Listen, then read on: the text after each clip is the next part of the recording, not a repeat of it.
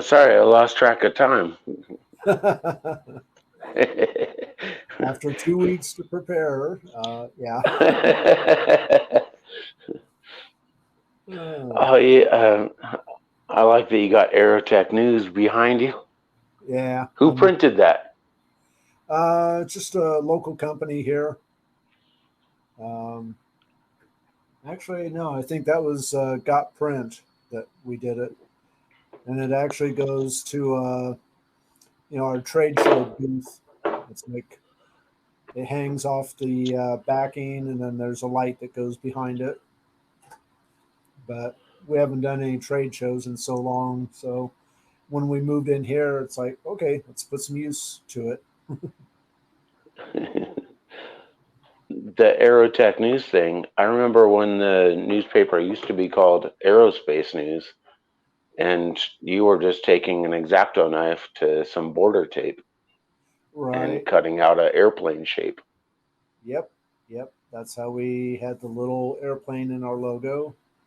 And see if I can shoot this up here. Got that. Whoops. That is the prototype that I did for Antelope Valley Aerospace, and then our very first issue. And the prototype was literally I photocopied stories out of Aviation Week magazine and you know pasted them on there and went around to businesses that I knew and said, "Here's my idea." And enough of them said yes, and there we are. Oh man, were you still working for another newspaper when you were having this idea? When I had the idea, yes. I had been working for Tehachapi News when I helped them get the contract for the Edwards base paper, Desert Wings, and then I left them because they decided to cut my pay.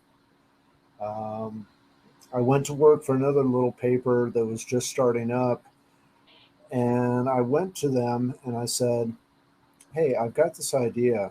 Nobody else in the valley is covering the aerospace, not the daily papers. You know, why don't we do something for that?" And they said, "Ah, no, aerospace isn't that big." Yeah. So I went and spent a night and wrote out my little business plan and showed it to mom. And the next day, I put in my notice and quit. And within a month or so, we had our first issue out. It was really just not the way you should do it. I mean, No, but if you have to do something, you have to do something. yeah, I mean, I knew it was going to work. I talked to some of my advertisers that I had known from years past, and they were like, "Yeah, just let us know when." And on $150 and a lot of promises, we got started. What? Yeah, literally. Yeah, $150 and a lot of promises. Uh, yeah, I know $150 in the '80s is different than $150 now, but that's still ridiculous. yeah, yeah. I mean, I had no backup. You know, everything that you should not do to start a business, I did.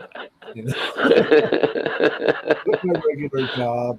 I went on this idea. I mean, the only advantage I had is that I knew the business community and I've been working newspapers since I was 13. So I knew enough about the business and it was just, yeah, let's do it.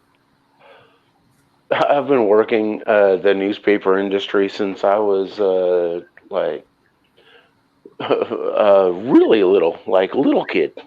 Yeah, yeah. Rolling You papers. had rolling papers. I remember the first job that I had from you was I would get 1 penny every time I sealed an envelope with a bill inside of it, That's and right. we were sending them to like. I got to know a little bit about like how my dad rolls right then. Like, Uh-huh. oh, he's making me send bills to lawyers and what would eventually turn into like some of the upper echelon of Lancaster, California. Right, right. And in with those, you were sending the bills out to Northrop. Was real big back then because the B2 was just getting started. So yeah, that was, and I So I just get to like see these names and these numbers as I'm a little kid. yeah, some things never change though. I mean, you still.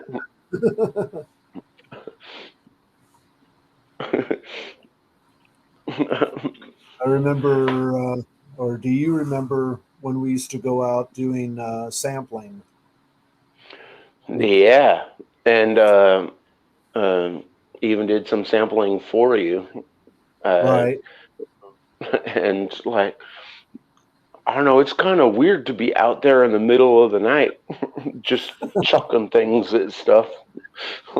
yeah, To take a fine pride if you can get it to land on the porch where it will never get wet right, uh, yeah, as you're driving by. Like, pow, pow, pow, pow. Our yeah. drive-bys are different than other drive-bys.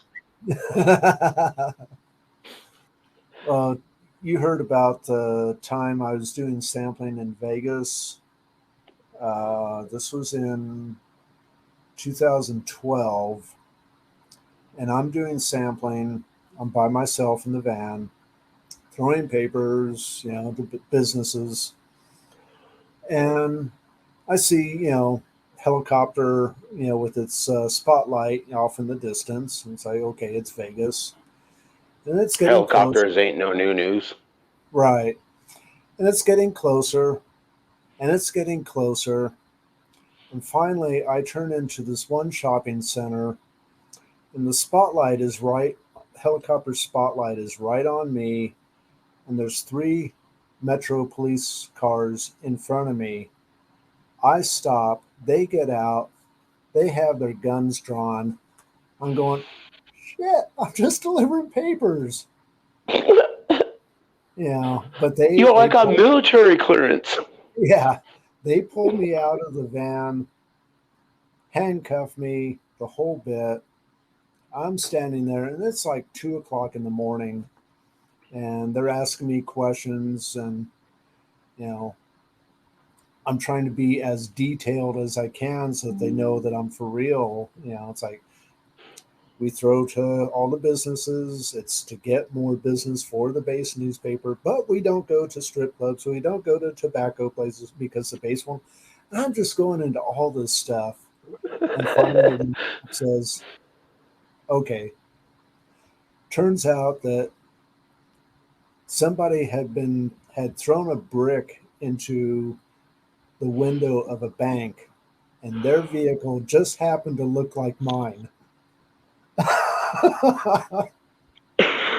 So, you know what it's like to have six trigger happy cops pointing their guns at you? Not Thankfully, I fun. do not know that. Oh, man, that was an adventure. You would think that out of the two of us, I would have had more police pointing their guns at me. Yeah. Nope, it's your dad.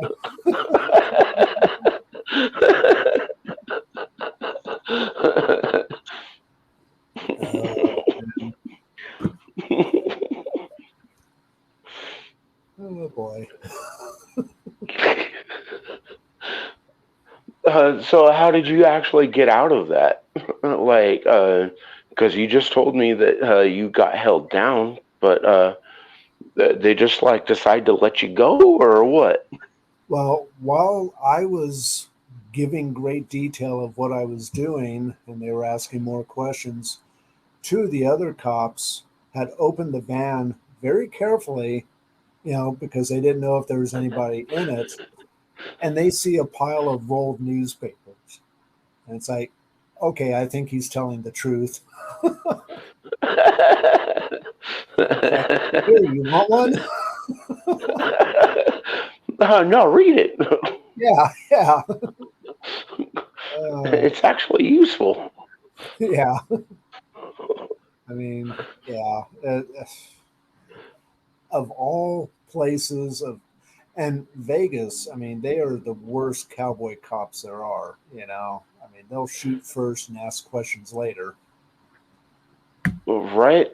And aren't all of the casino security guards like technically police if something goes down? Kinda. The bigger Kind of. hotels, yes. Smaller ones still have their own private, but the bigger ones they contract with Metro, and they have their own undercover, but then they have Metro, you know, wandering around. The ones that you see, they're not the ones to worry about. It's the ones sitting next to you playing games the same time you are that are the undercover ones. They're watching you. Yeah. It's kind of fun to watch the people that are watching people in Las Vegas. Oh yeah, yeah. To get on top of the pedestrian bridges that they've put up now, Oh uh, right. and then watch people running like uh, dice games and stuff on the bridge, and it's just Mm, like see the people that they have employed to watch either end of it, and then watch the metro come in. I'm just sitting over here. I ain't gambling on that. I ain't dumb. yeah. But just to watch their operation, like Oh no. there's a few operations going on at once, and it's beautiful. Yeah. Yeah. There's a part of the movie Casino where he's talking about you know the dealers watching the players, the pit boss is watching the dealer, the eye in the sky is watching them all. And it just, yeah, you're always being watched. And places like Vegas, New York, I mean, you can't go anywhere without being seen. So Oh no, just conduct yourself properly. yeah, yeah, or have a good alibi. You're just throwing newspapers.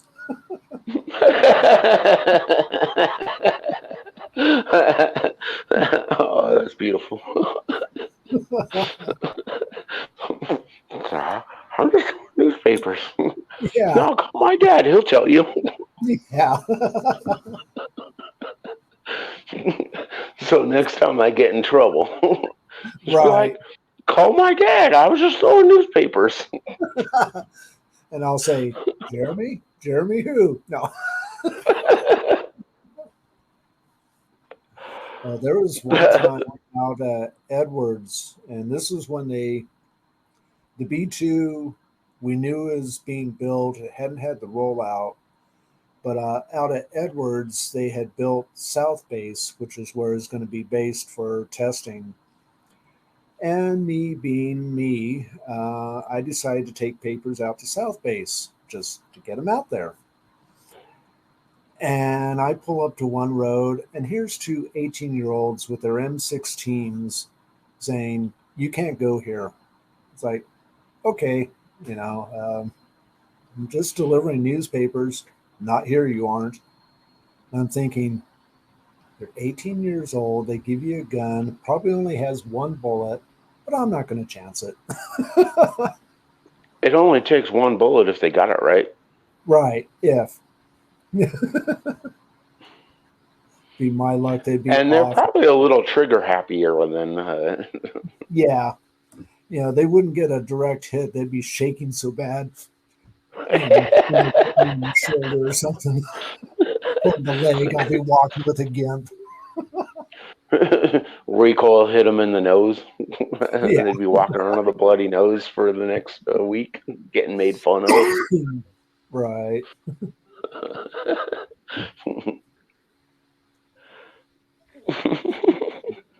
Yeah.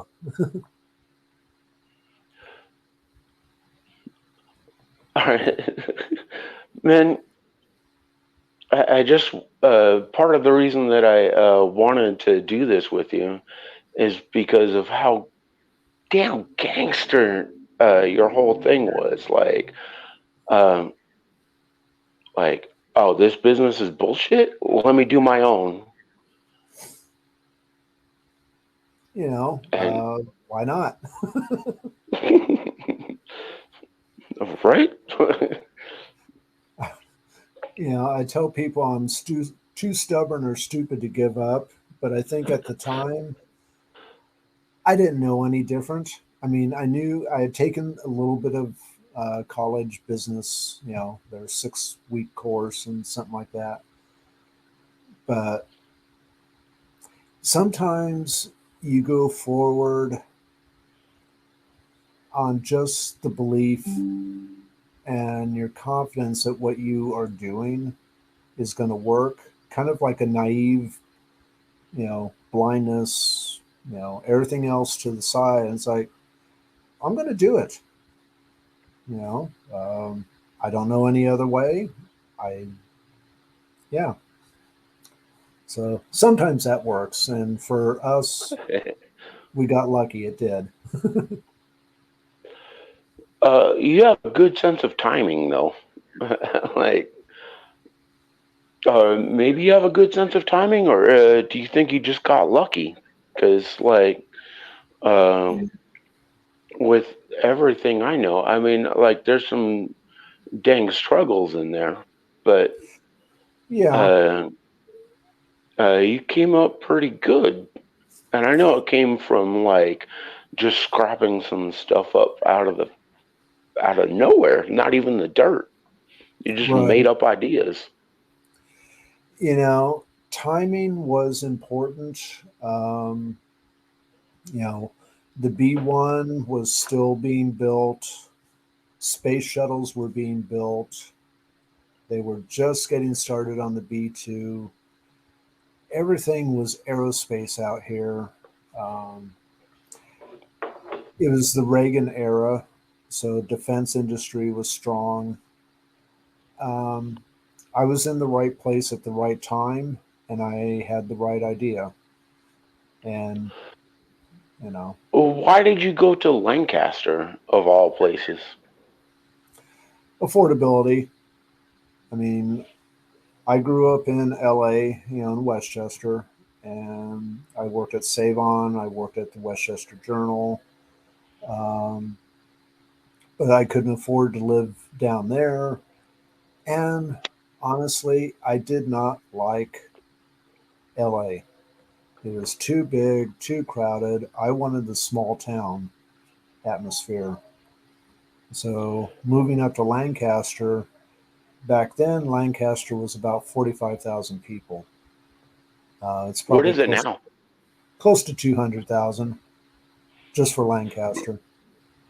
Um, and, you know, I still commuted down below for about a year or so before I went to work for the newspapers up here. But, you know, at the time, small town, um, you know, back then we had very little crime. I think we had one murder mystery in the first probably 8 years that we lived out here. Um, you could leave your doors unlocked. You kids, you know, a lot of times had your bicycles outside. Um, you know, the typical idyllic small town. Um, not that way anymore. I mean, I'm ready to move off to somewhere else smaller, but because of the business, we're entrenched here. And it's weird to think that now, after 38 years of doing the paper,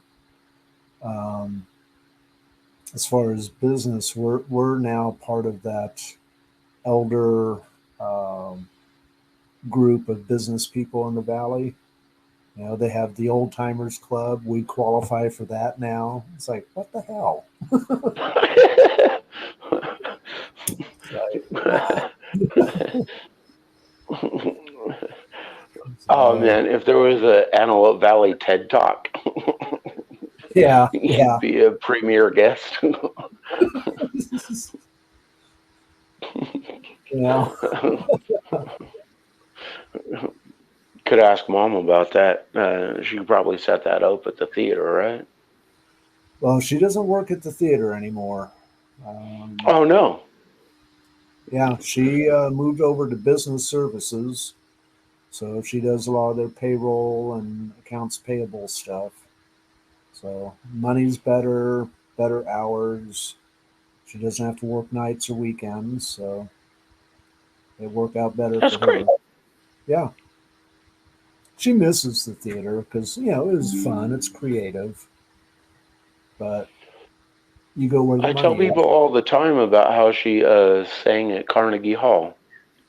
Yeah, that was when she was in the Master Chorale. Um, yeah, Carnegie Hall. She went on a tour and they sang at the Capitol. Um, yeah, she did a lot when she was in Master Chorale. And that was before she started having problems with her voice and her throat. Um, uh, Spasodysphornia. I can't remember what it's called. Yeah, something like that. So now, about every 3 months, she gets a shot right through the vocal cords of Botox in order to relax. Whoa. Yeah, in order to relax the vocal cords. So she'll, for a few days to a week, she'll have no voice, and then it comes back. And then, another 3 months, she has to get it done again because it gets too tight. Yeah, right through the vocal cord. They have to kind of thread it through there. What? Yeah. So I don't Thread it think, through there? yeah, they have to get it in between the cords and get it in just the right place so the Botox kind of goes where it needs to relax them. But yeah, Well, I feel like I I don't should really, call you more often because I didn't realize it was as bad or as extreme as it is. Like, sure, yeah, stab yourself in the neck, whatever. But yeah, damn, I didn't know she was going through that like that. yeah. That's been, oh God, years and years now. Probably 8 years she's been doing that. So yeah, yeah.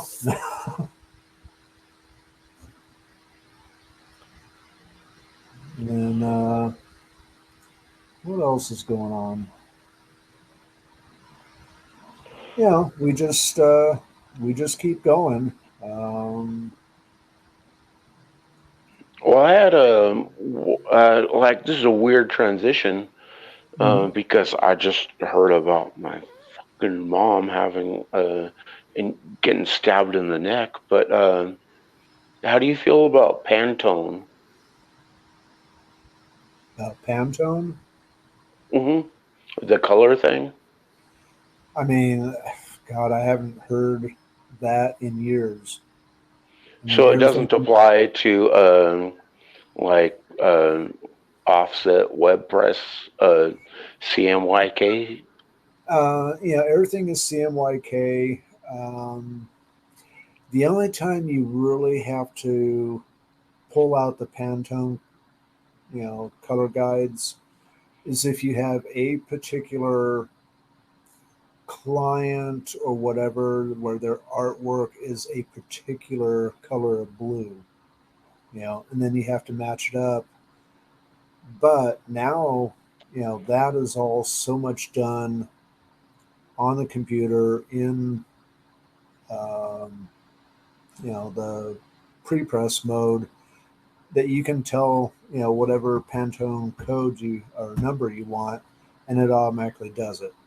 So it's not like it used to be. I mean, way back when Northrop was running with us, they had a particular Pantone blue, and it ended up being, let me say, it was like 80% cyan, 10% black,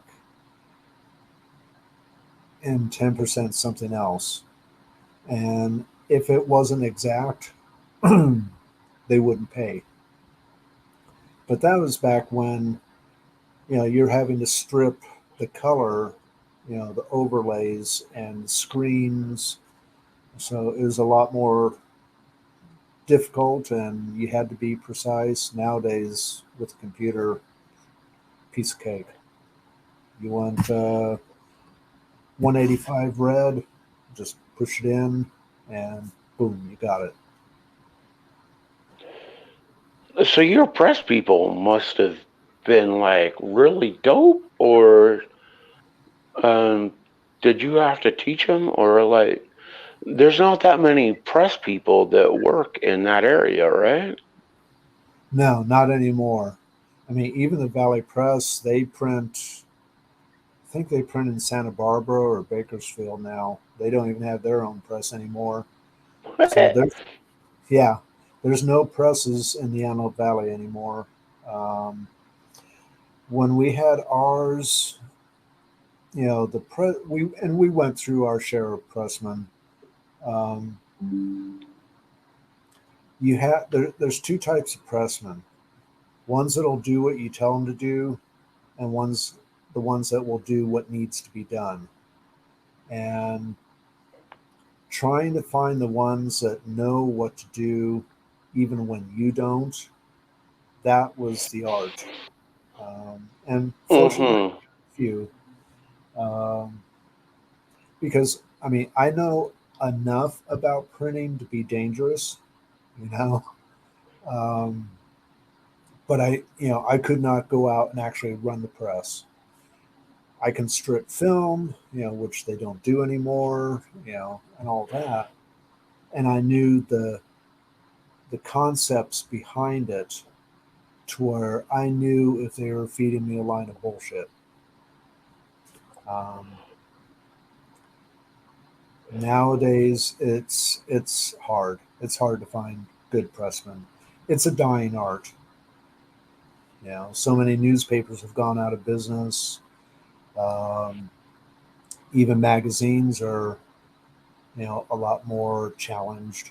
Um, Different print style, but yeah, it's hard. I feel like with anything print, there's a bit of a niche market. There Like is. you can print a magazine about like horror movies or something, and that'll still sell, but that won't be on the shelves at the grocery store like it was when I was a kid. Right, right. I mean, I used to enjoy going to like newsstands, the old style newsstands where you'd have 150 different magazine titles and 20 different newspapers from all over. It just doesn't exist anymore. There is still a market for, the specific genre. Um, but what newspapers or magazines, especially, it is, there's the whole digital aspect. Um, you can entice people in on the internet, but the money is in the print. So you tease them with the internet to get them to subscribe. That's the way, most, whether it's magazine, newspapers, whatever. Um, yeah, the advertising. Um, Everybody thinks that Google Ads is great and Facebook and all this other stuff. Um, Really, it comes down to those are great for getting your name out there, but the client we've had many clients that have said that left us to go put their money into Google Ads or Facebook, and they come back because they just weren't getting the results. So they're back in print. Um, So yeah, I use the whole social media and digital. That's like our billboard to the world. But if you want the good stuff, yeah, come get a copy of the paper. Yeah, in my own line of work, uh, I have found that if I can get paper in front of people, posters or flyers, handbills, whatever you want to call them, that produces results a lot better than the internet. Hmm. Internet, you click through the page and boom, it's gone. Yeah, Pass by. yep. Yeah, if you got You something might important, barely pay attention. Like, man, you ain't gonna give a talk about my show when I'm taking a shit if I try and post it like that. I need to go to the goddamn post office. yeah. If you got a flyer or like you say a poster, and especially for what you do, it's an art. That's something that people want to hold on to. They're going to put it on their bulletin board, their fridge, whatever. And, hopefully it's going to remind them to go to the show. If not, it's cool art. They'll hold on to it. And then when they see that you're coming around again, boom, you have that familiarity. So, yeah, for you, printed matter like that, it's a must have because it's And that applies to yourself too. You didn't change the name of the newspaper every week. You changed it one time. right. It went from Aerospace News, I think is Uh, right. Antelope Valley Aerospace, Allen Valley Air. Too many words. yeah, to Aerotech News. And Yeah. that came about. We started in February of '86. In June of '87, we did our first job fair at the fairgrounds, and we called it Aerotech Expo Job Fair. And the name just, it was like, we should just call it Aerotech News.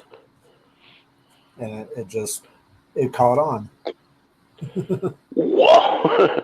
Is that about the same time that you read Guerrilla Marketing? Yep, yep. Limit the number of words. Yeah, that's right. Yep. Keep it simple, stupid. I remember just being like, okay, well, I'm out of school now, and my parents ain't out of work yet, and just reaching for the books that were on the shelf and read Guerrilla Marketing back to back over and over and over while I was waiting for y'all to get done working. Yeah. And, a lot of that stuff is still true. You know, uh, Oh, it's absolutely true. you know, the basics of Nine what, impressions, I think, is one that stuck with me. yeah. There's If you see it another, 9 times, it might yeah, work. exactly. There's another book for you that might be good. It's Joe Girard. Oh, yeah, can't find it handy. Uh, the Power of Outrageous Marketing. And I think for you that would be good too. They talk a lot about you know cooperative marketing, where you put your flyers at the gas station and they give you flyers or coupons to hand out to your people. The cross-platform marketing. Oh yeah. That's probably one of the best ones. You For, remember our neighbor when I still lived in that house, Gene? oh He yeah, was yeah. trying to tell me that I should put my posters up at the bowling alley There you go. because anybody that's bored looking for something to do is Yeah, just going to go bowling, right. and Either then they'll that, find something more interesting. I was like, or, oh yeah. yeah, it's either bowling or Denny's. Yeah, yeah. But Denny's, I don't think they really have that poster board. No, no. I mean, you could still staple shit to it. Right. Plaster their cars in the middle of the night. I don't know, man. I ain't trying to get held down by the police and helicopters and stuff. Right. Just kidding. I'll do it anyway. Yeah.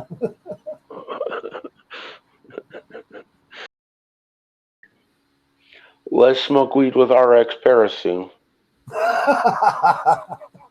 Right. That'd be ah, fun. I'm gonna get y'all one day. Yeah. Love you. Later. Okay. You take care. Love you, bud.